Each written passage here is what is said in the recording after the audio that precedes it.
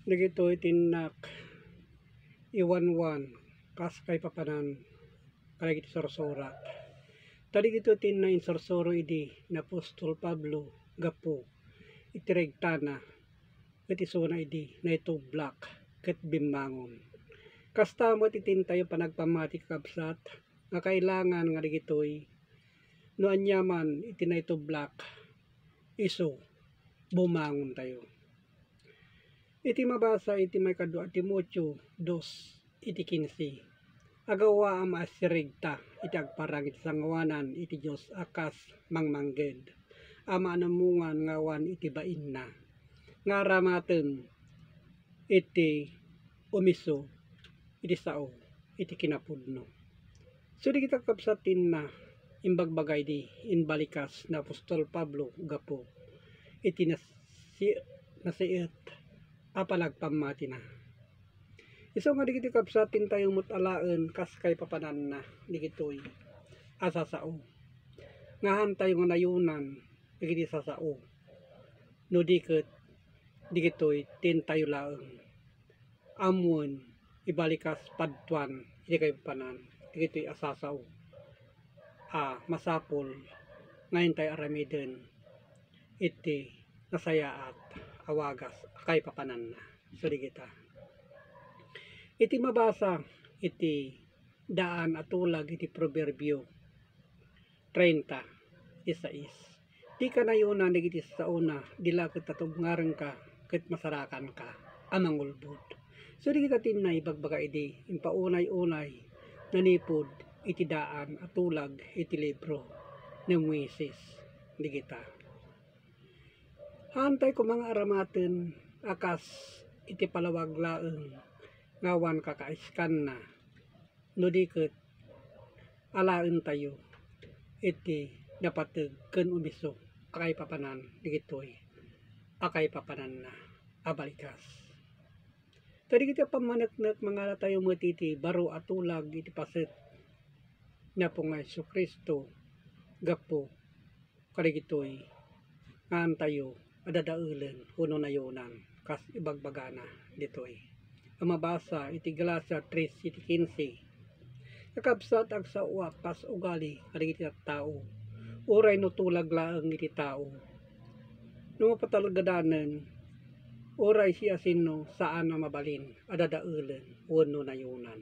So di kita kakabsat ti kas pamaneknek abalikas digitoy asasao.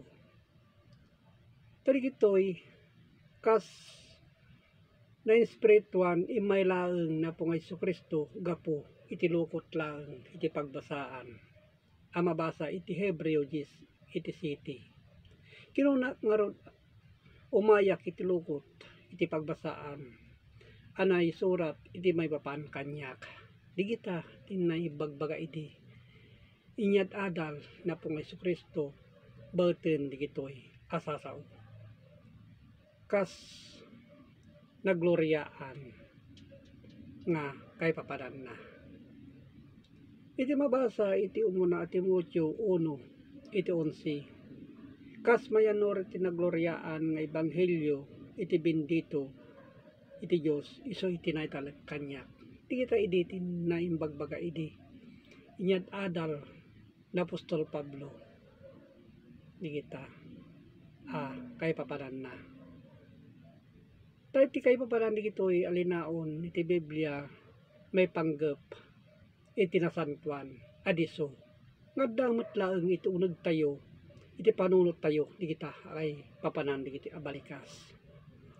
Nagturong iti Dios akas pamaneknek mabasa iti Roma City iti 12. Iti kasta nga rod iti linteg na santuan ket iti bilin na santuan nalinteg ken naimbag.